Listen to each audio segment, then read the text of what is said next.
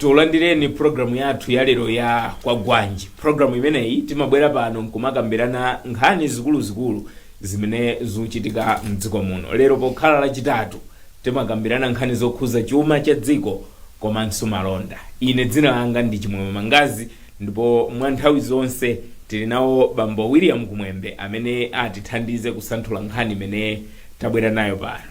Tulandireni wawo. Tithokoze kuti mwatilandira.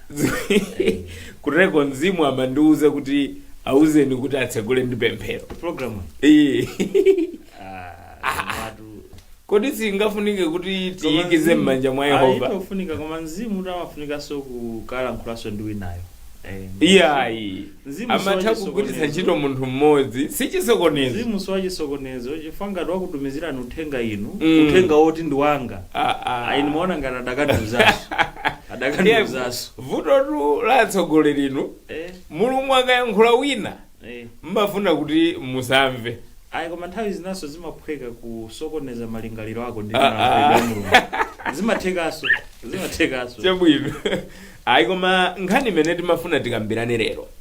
Ndi nkhani yokhuza kafukufuku amene anzathu a bungwe la Food and Agriculture Organization anapanga. Aunena kuti ngati dziko tuchita bwino chifukwa tikamakonza madongosolo athu azachuma, tumayika ndalama zopyola 10% ku nkhani za ulimi komanso chakudya.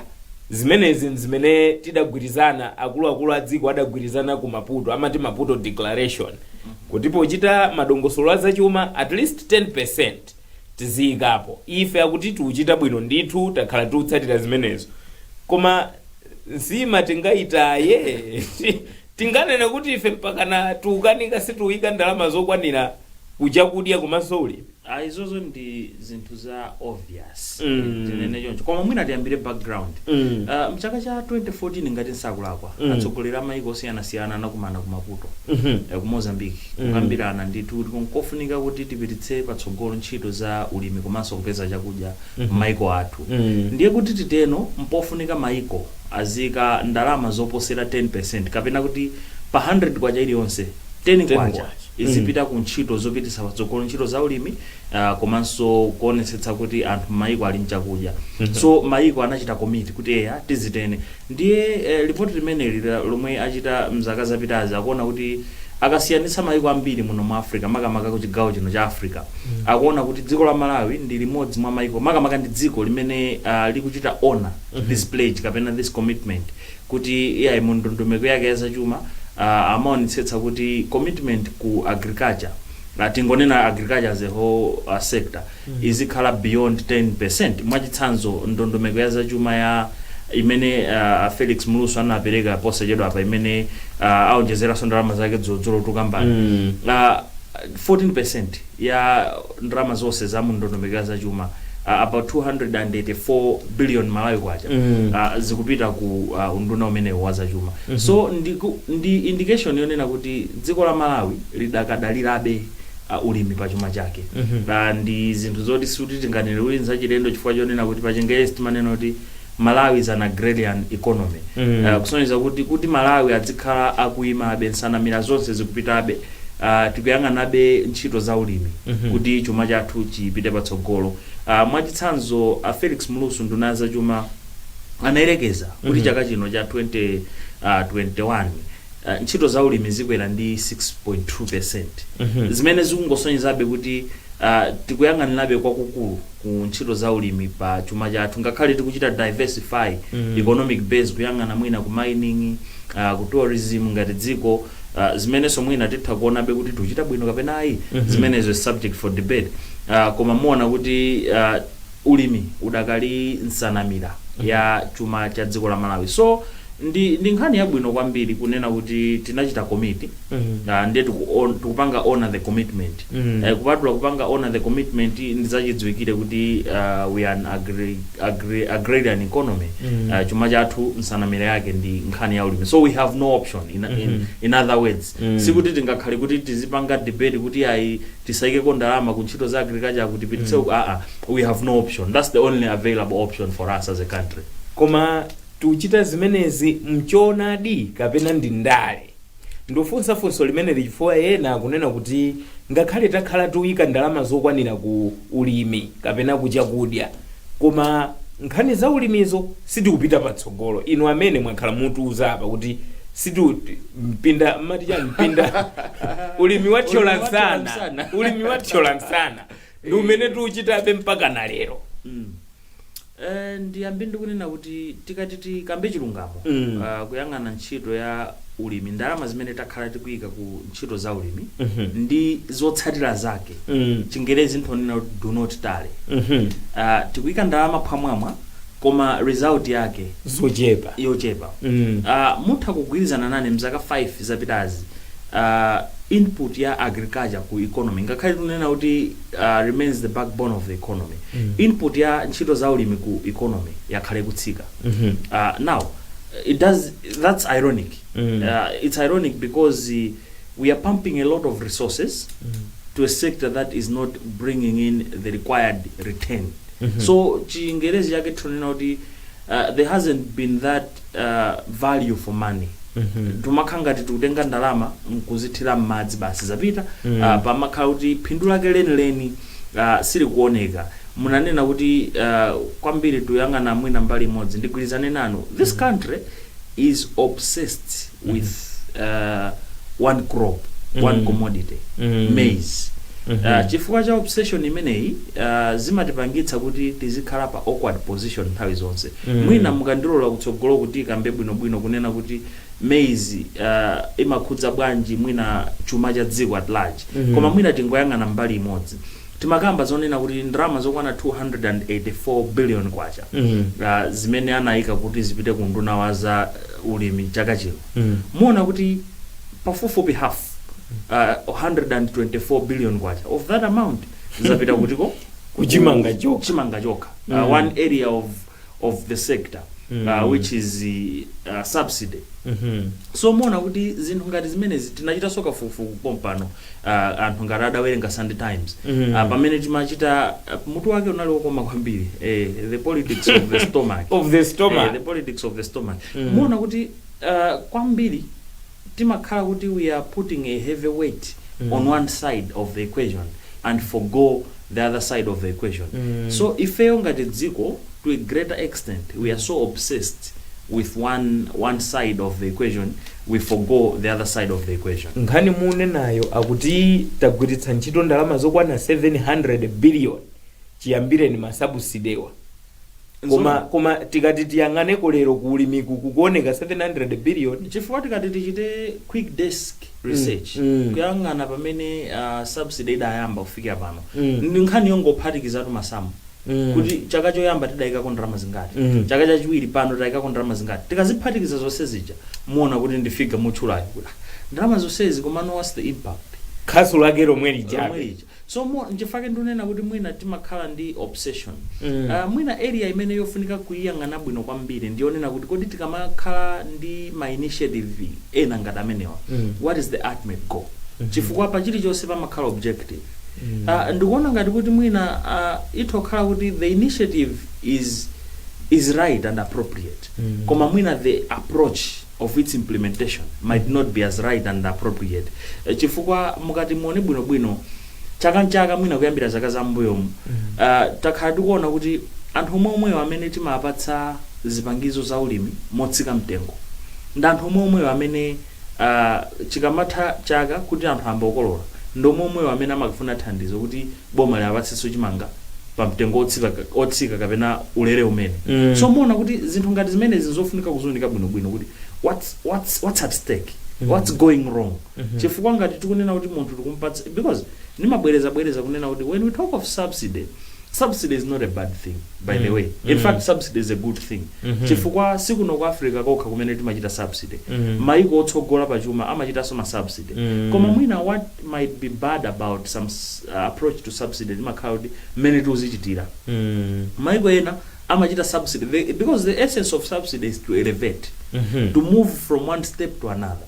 Koma if we are to choose to track mwina anthu 10 amene akhala kupindula ku zinthu ngati zimenezi the past 10 years, muona kuti status yawo ndiyo mwemwe. Ye 10 so yachepa amene analandira startup the very first lero akulandiranso fertilizer so muona kuti status yawo imakhala imodzimodzi ndiye kuti tikungotenga ndalama kungoziponya mdoti opanda phindu lenileni looneka chabwino titanena kuti to some extent subsidy amabweretsa what we call food security komabe mwina we still have to be a little radical enough to look at the bigger picture ndalama zimene tazika mmene momo what's the value because tidakakhala kuti we are operating at an enterprise kapena a private company mwina bwezi tumaona kuti ndalama tayika mozi mwina phindu lake silinaoneke koma mwina chifukwa chonena kuti timazitenga ngati business as usual an extension mwina kwambiri kuno ku Africa kapena kuno ku Malawi tayang'ana ma measures ngati amenewa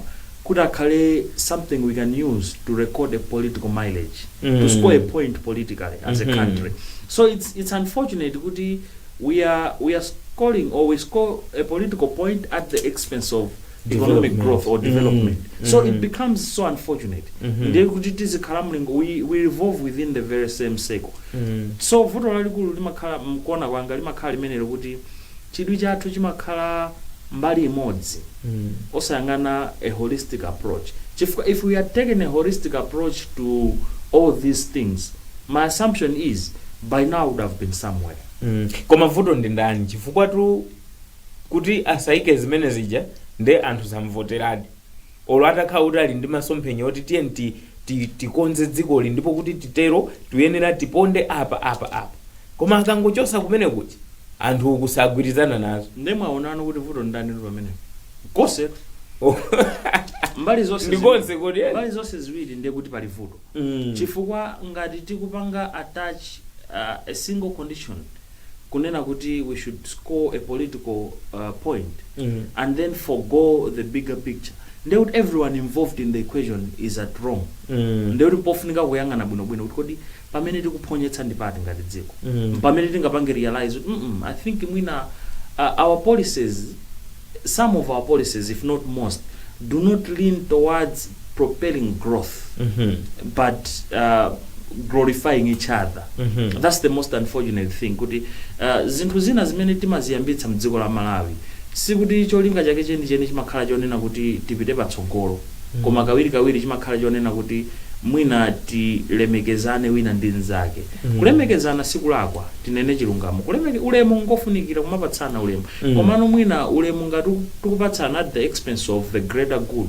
that's where we're missing the point as a country tiyang'ane mmene zimayendetsera chuma kodi mmene tikuyika ndalama zotere ku nkhani za ulimi komanso chakudya munanena kuti food security yokha ndeti mayesera kumwamba kukakondwera kuti kukhale mvula yabwino mukolole kumwamba kwakondera ndi kuti chakudya chilipo chuma chikuyenda bwino kodi tikamatere sitikuchita manage economy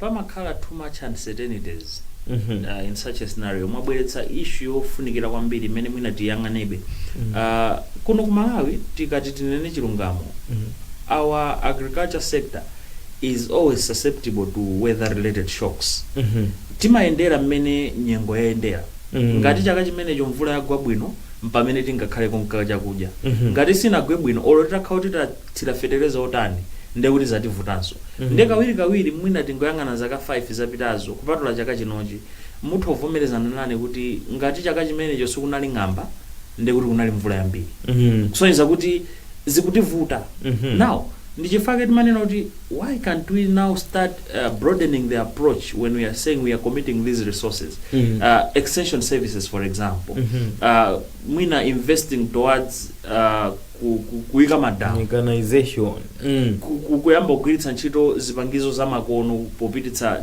patsogolo vuto lakenso tikabweretsanso matrakita ena amabasi that's another problem aiko mananga akatenga akagwirisabe ntchito kumunda komweyo sikuti amafuna azikwera ku shoprite zathu sizanga chichawa chakamateno zathu sizanga zagulu so zagulu sikuti munthu mmodzi apindule chifukwa chonena kuti iyeyo ndeta mukhazikitsa kuti aziyang'anira tangomukhulupirira kuti aziyang'anire koma zinthu zonza ndani nzagulu so zipindulire gulu so muona kuti ngati dziko tidakhala kuti tayamba kumachita invest mwina mu zinthu ngati irrigation for example kuti mwina portion of the resources that we push to one commodity or one crop and diversify it mwina ku irrigation or probably extension services chifukwa alipo alimi ambiri amene amatha kulandira zipangizo zotsika mtengo koma sadziwa kugwiritsa ntchito kwake afunika chidziwitso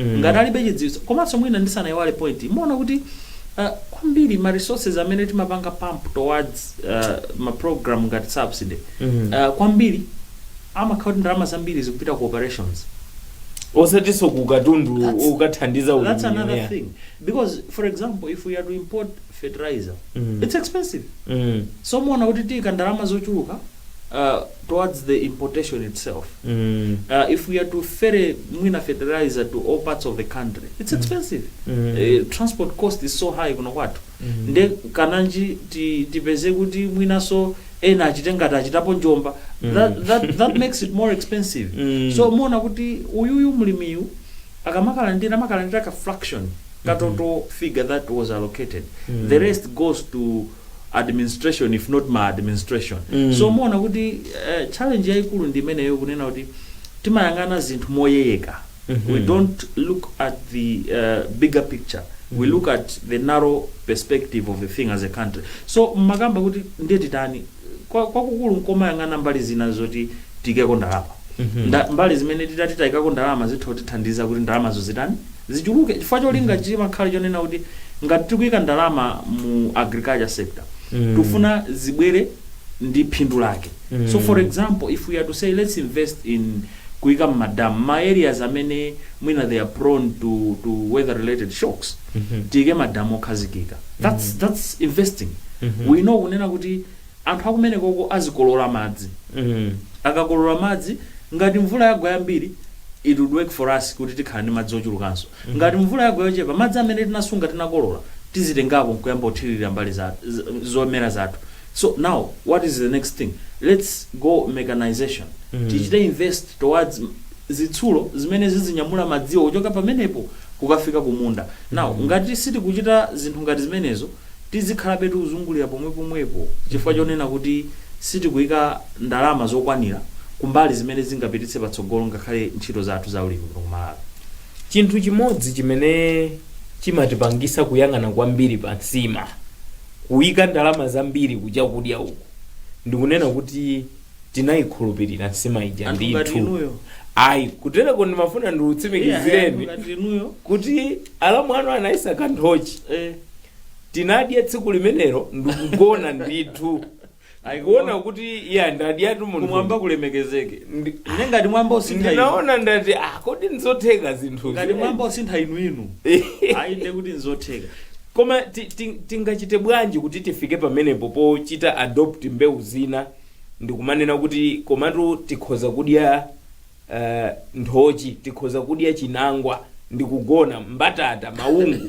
ndikugona nkumati koma ndadya ndikuchosa pressure yonse imene timayika kuchimanga choyamba nkudziuza if we don't tell ourselves we can't do it chifukwa zomwe zimachitika biologically tiyerekeze mdasalapo kudya inu ikamakwana 12 koloko mdazowera kuti ndimaponya kena yes ndiye ngati sikagwera 12 koloko kota past 12 mmadabo mwambolira bwanji pamene mmadzati ndi njala kuiwalaso kuti muli pagawo kena kautenga chibanza mesa muli pagawo ameneyo ndesine so koma muona kuti zimene zimukazichita masiku awiri atatu muvomereza kuti khangati munthu ne ndikudzipanga discipline so that's another thing that we have to do as a country to discipline ourselves kunena kuti tisangoyang'ana one side ya zomera kapena zolima ngati zimene tingachite survive anthu akukhala bwanji ni moyo koma osadya sima osati sakudyera tu kanthu kalikonse koma osadya sima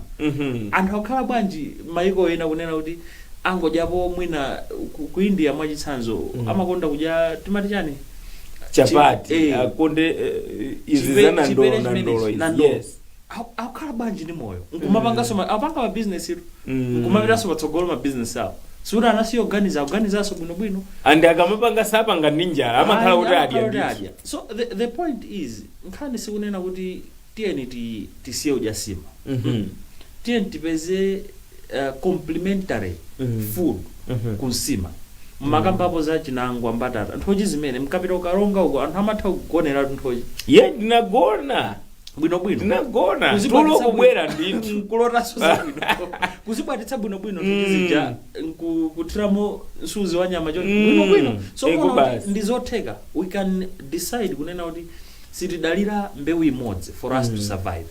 The moment we start doing that is the moment we start liberating our economy, if I'm to use that way. Chifukwa chonena kuti economy yathu tidayika box tidayika box kuti iwe economy if you are to survive pakhale chimanga ngati palibe chimanga you are not surviving.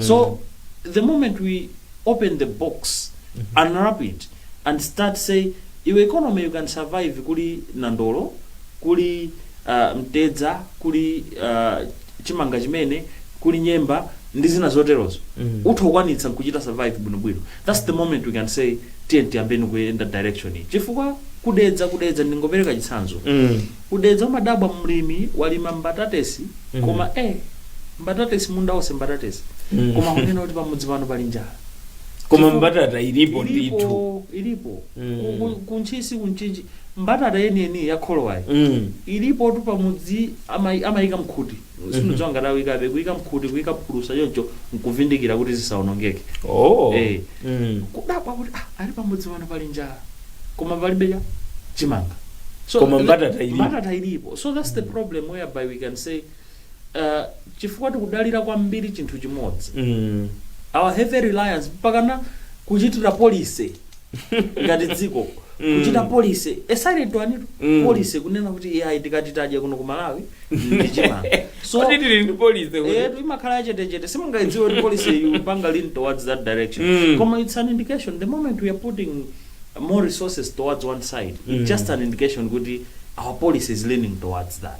So the moment we say no tiphwasule zinthu ziti zikonzeso bwinobwino ndikuona ngati that would be a starting point kunena kuti tichite diversify.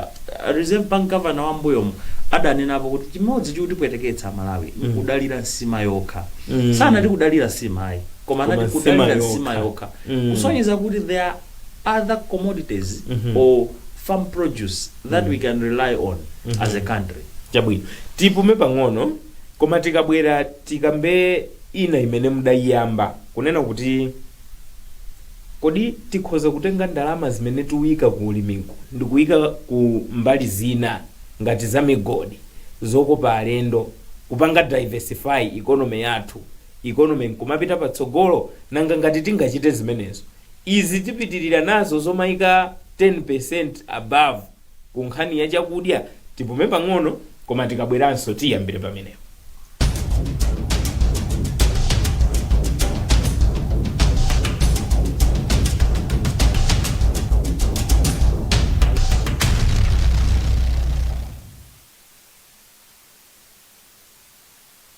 pamene wena amati kanthu nkhama wena amati mwayi suponya mwini. Peza ni mphoto za nkhaninkhani mu mpikisano wa changu pamalo promotion ndi Times Radio komanso Times TV. Tumizani message yolemba changu ku 1895 kuti mukhale ni mwayi owina mphoto zosiyanasiyana kuphatikizapo Mazda Demio. Mpikisanowu ulipo mpaka na pa 30 June chaka cha 2021. Tumizani ma message ochuluka kuti mwayi wanu uchulukenso. Ndondomeko zonse zoyendesera mpikisanowu zizatsatidwa.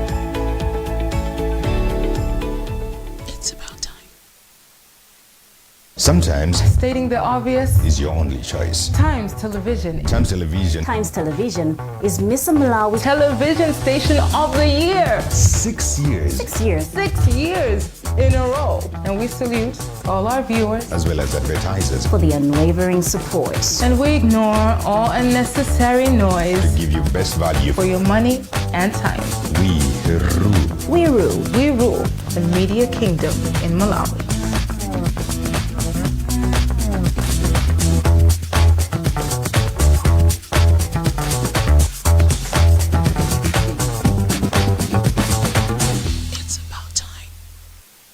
Participate in any of our programs.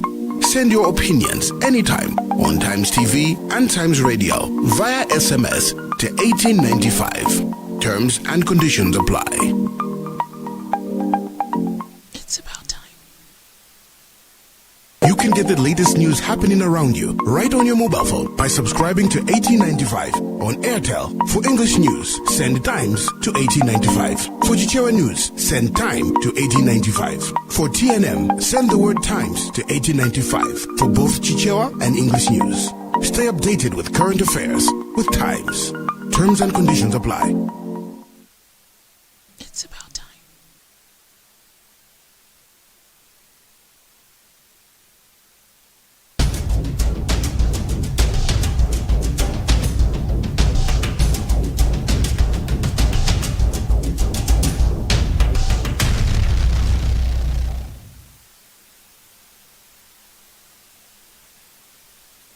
Tulandireni chigawo chotsiriza cha programu imene ya Kwagwanji.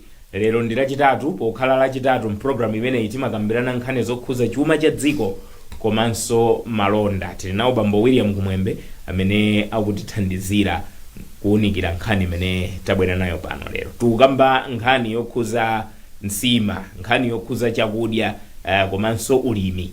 Chifukwa bungwe la Food and Agriculture Organization lonena kuti tuchita bwino poyika ndalama zopyola 10% mudongosolo la chuma kumbali imene ya ulimi komanso chakudya.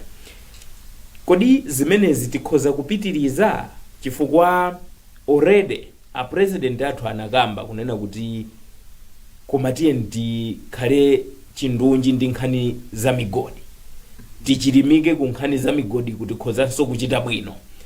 Tikamachita diversify economy motere kuti tuyang'ana nkhani za migodi, tuyang'ana nkhani za zokopa alendo osati ulimi chabe, tipitirira kuyika ndalama zochuluka ku ulimiku. Fusoso mwina ida tipitirire tipitirire because agriculture is to me a sleeping giant.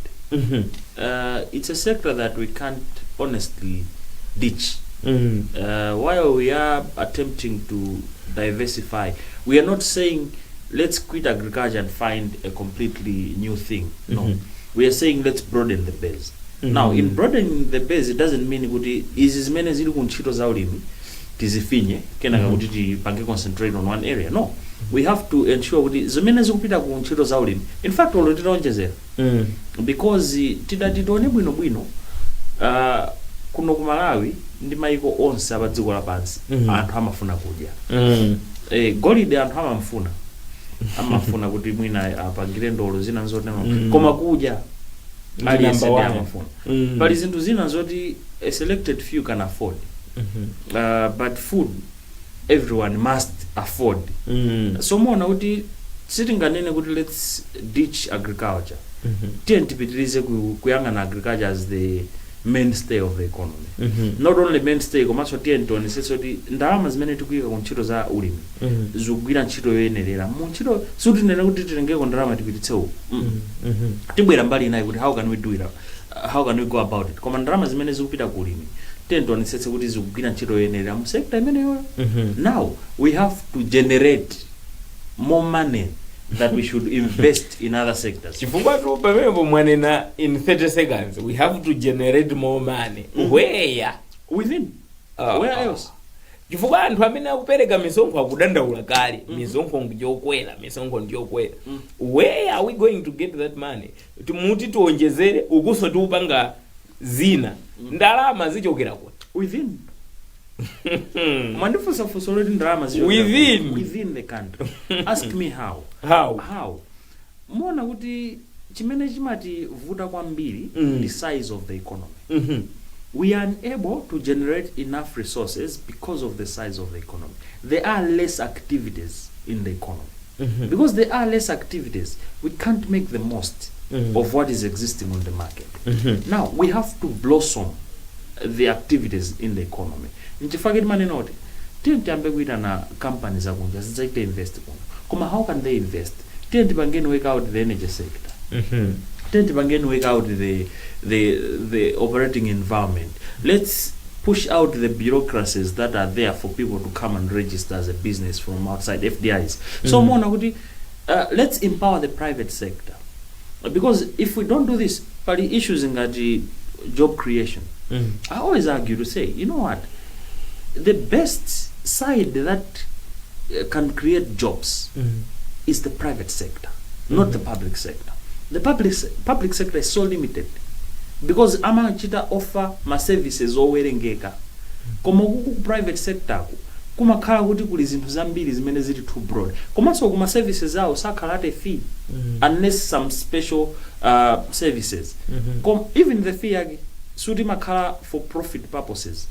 Pamene ku private sector kumakhala for profit purposes. So whatever you are doing for profit purposes, you do it earnestly and wholeheartedly. So if we empower the private sector, create a conducive environment for the private sector to thrive, the moment the private sector thrives, you would see that it would be easy for the very same public sector players to go take some little monies from the private sector and grow the revenue. So mugandifusa where it's within the country, not anywhere else. Osatuluka so upita kunja kwa dziko lino, within the country. Amene tumuwanena otenga ndalama otolera misonkho kubomako amanena kuti anthu awa watu cholinga chawo ndi business.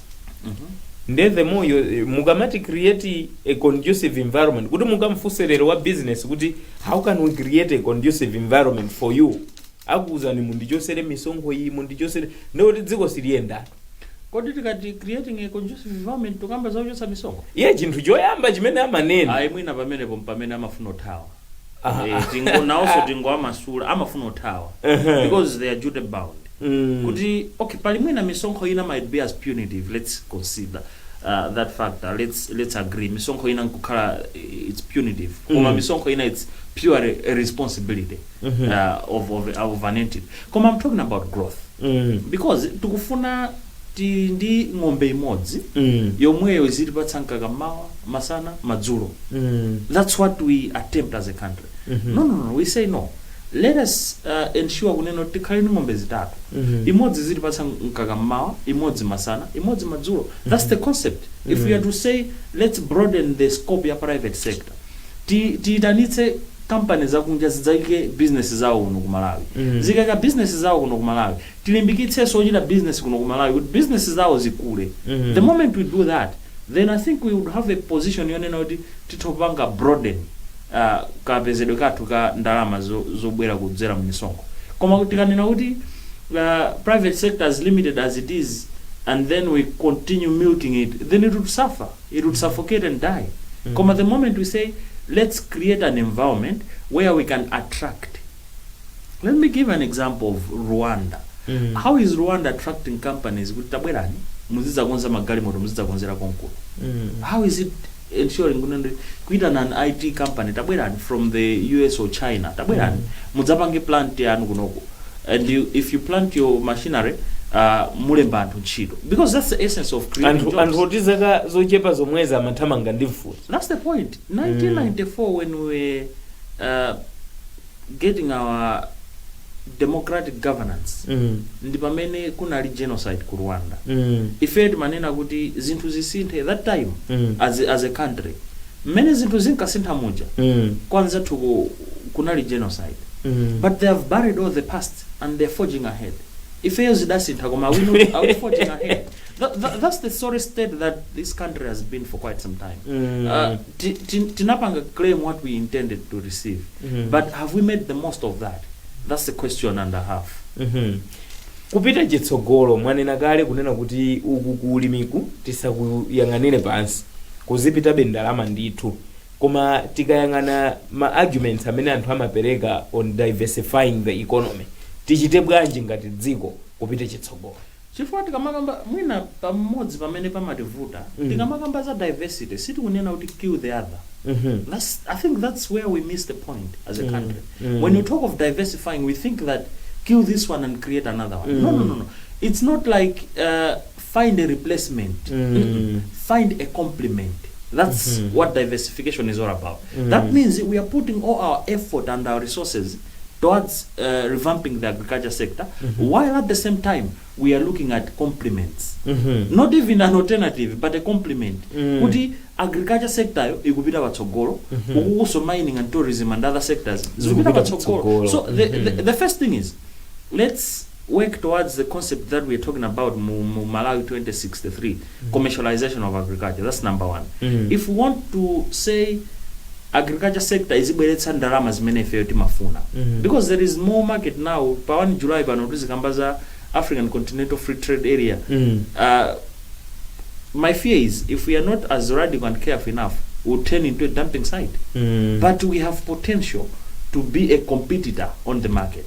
So what are we thinking to say tingatani nawo ulimi watu to ensure kunena kuti pamene anthu akupeza ndalama mu that pact dziko la Malawi lipeze nawo ndalama. Let's commercialize it. We always argue to say then tigeni mafactory.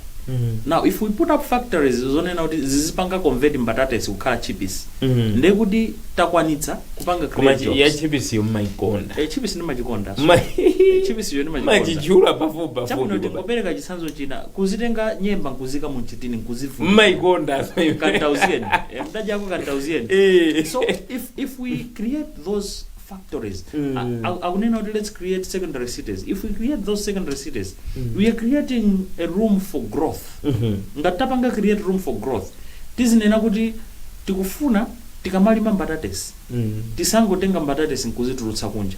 Koma tizitenge mbatatesi zidutse mashina kwathu konkuno nkutulutsa kunja titazikuta bwino. There will be an extra value. Ndekuti tisiya kuitanisa chani zija timagura ku mashop munja. Akamba zotokosera mmano zija. So the moment we do that, now we are talking of other sectors quickly mwina tiangani tourism. Tourism vuto ndi chani? Vuto ndi zinthu ziwiri. Number one, we haven't invested to ensure because kunoku ku Malawi kawiri tinene kuti kupatula nyanja ija munthu china chimene chingankope njani kupatula phirira china because if we have those we are endowed of course those natural resources they are there. What value have we added to those natural resources? Fuku kulituma plan akamakamba kumene kwamati tikhale ndi midzi ya mamodelo kuti munthu abwere akhale pamudzi paja kuti angophunzira kaja ya Malawi ati kukopa alendo kumene koma ziuchitika litiro limene tidzachite. That's the question, because if we keep on planning and dreaming, when would we wake up and start acting? That's the most important element. Let's start acting. Tikapanda kuyamba kuchita ndeu tizizivutabe. Timakhala ndi ambition kunena kuti someone can fly from Cape Town to Cape Maclear. The thing is, let's put up an airport because it tokhala ndi aspiration pano zaka 9 tikuthamangira cha 10 tikukamba be imene adakafusa adakhala bandali bana zikuvuta pati. That's the question. Where are we missing it? Because there is something that is missing. Mining sector, quickly, more not mining sector, there is potential, vast potential, because Maikonga, Zambia, South Africa, partly Zimbabwe, they survived, they thrived on mining. Koma the issue is tilindi mfundo zonena kuti masekta amene apindulireda Malawi kapena we even sell out our country with our own egos to feed our bellies. I think that's the question that we all have to reflect on. Tidakha kuchali chunena riya vesi likhalira pa mtima muliloweze likhalira pa mtima kuti kodi chidwi chathu nchonena kuti whatever we do, whatever step we take, zipindulire dziko la Malawi nathu okhalamo kapena ineyo ngati munthu pandeka. The moment we start to be sober and question ourselves that way and find an objective answer, then I think we can take a right direction. Tuthokozeni kwambiri mwaisanthula imeneyo. Ndikazachitika mwayi kuti ndili kuntunda kuchi ndizakupasani ulamuliro oti muyendese zimene aitu koma tinani nakale kuti maitanidwe nkhani ni maitanidwe pamavuta pamaitanidwe sopano tu wankulu akakuitana sukana ayi umanena mwaulemu kuti apepani koma na ambuya ndiuza kuti ndichite mbali ina ndani angatsutse munthu ayi koma takuthokozani kwambiri. Awa ndi bambo William Kumwembe, ndi mmodzi wa akonzi a nkhani kuno ku Times amene amatithandiza nkhani zokhuza chuma cha dziko komanso malonda. Ine dzina langa ndi Chimwemwe Mangazi.